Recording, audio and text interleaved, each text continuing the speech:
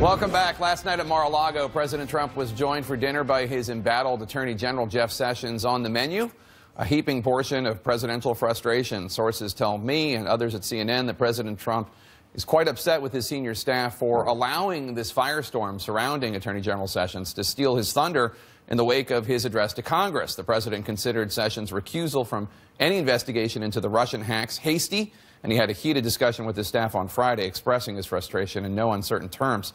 But the presidential dinner invitation might be a sign of support for Sessions, who does not seem inclined to heed the advice of our next guest, House Democratic Leader Nancy Pelosi, who has called for his resignation. Leader Pelosi, thanks so much for coming in. Appreciate it. Good morning. So let's start with President Trump's allegation, so far evidence-free, that President Obama sought to have him wiretapped during the campaign.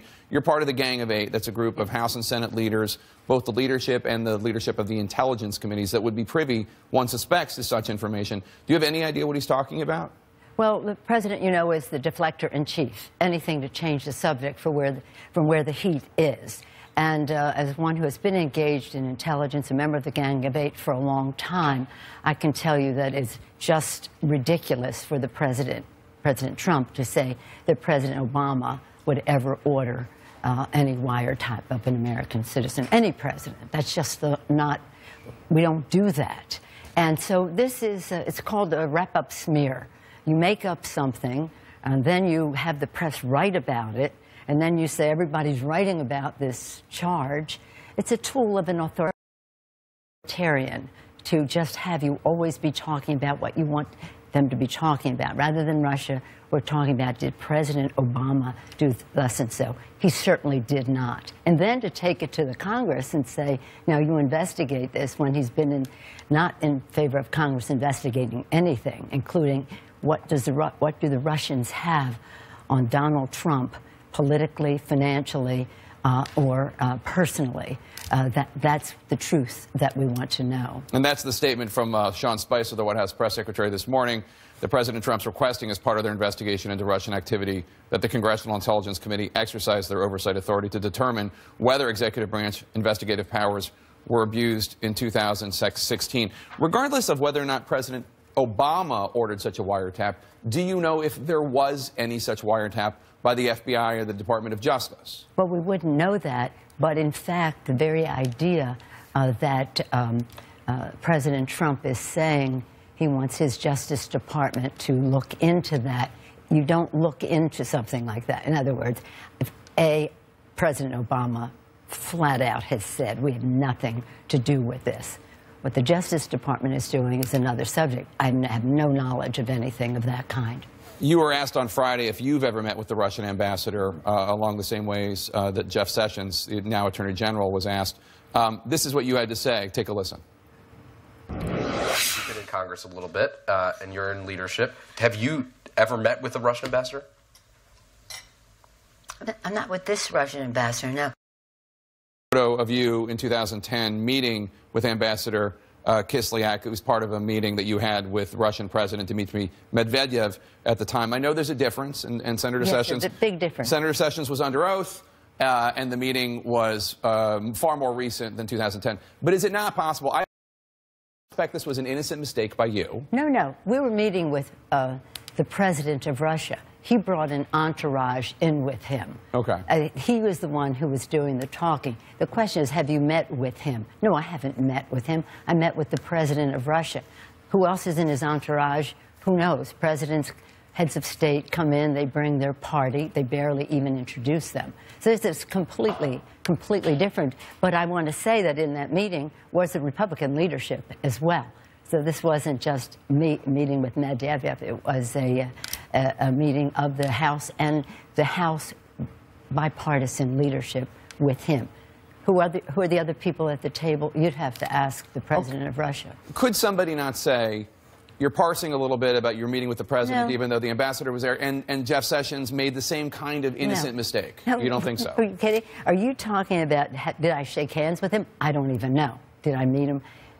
We're meeting with the ambassador at a time when the Russians are knowingly hacking our system.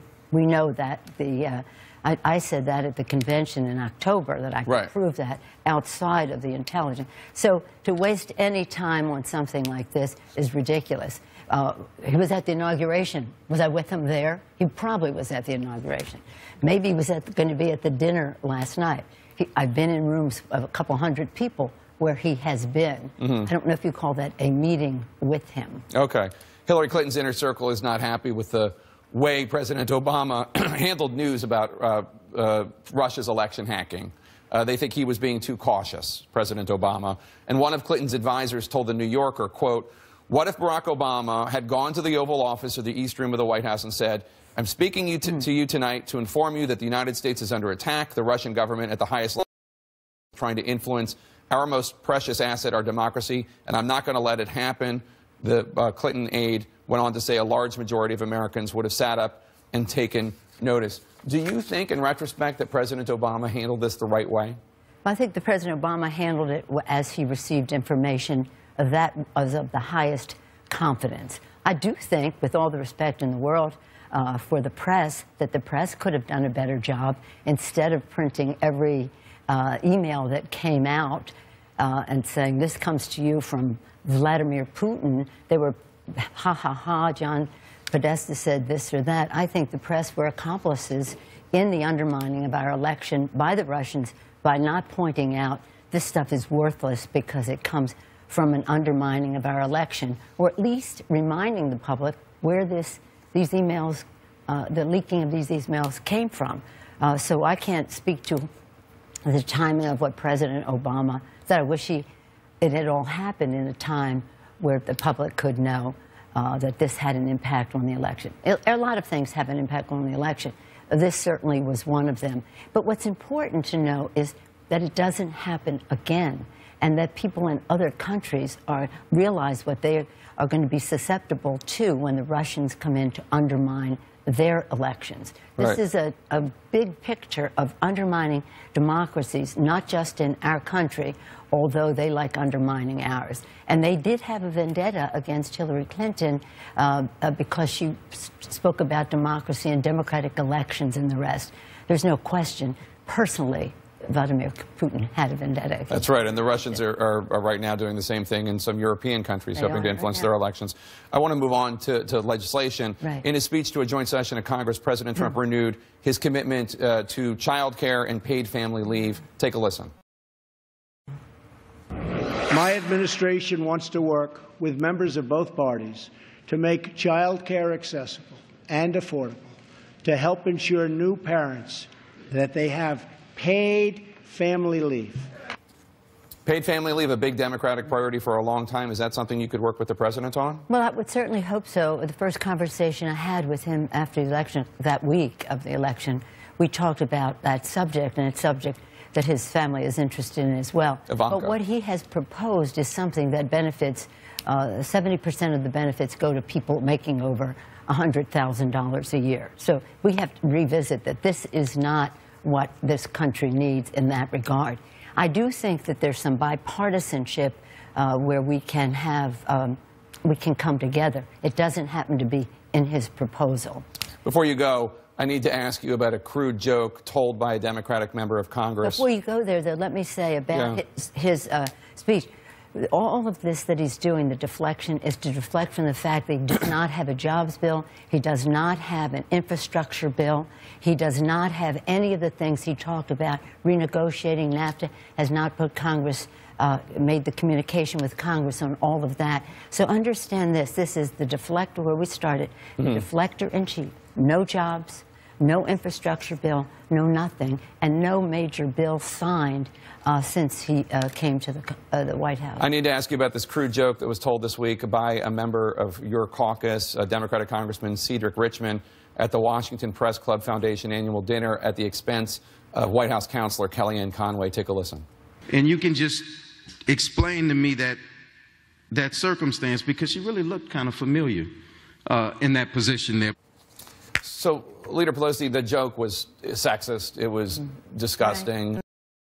Shouldn't the congressman apologize to Kellyanne Conway? And honestly, where is the Democratic Party in expressing outrage about this? I wasn't at the dinner. I'm just finding out about this. But the fact is, I'm still sort of a state of what is going on here, that the person who occupies the White House is a person who was on that Hollywood video that said the crude things he said about women. You all are criticizing Cedric for something he said in the course of the evening, and he maybe should be criticized for that. I just don't know the particulars.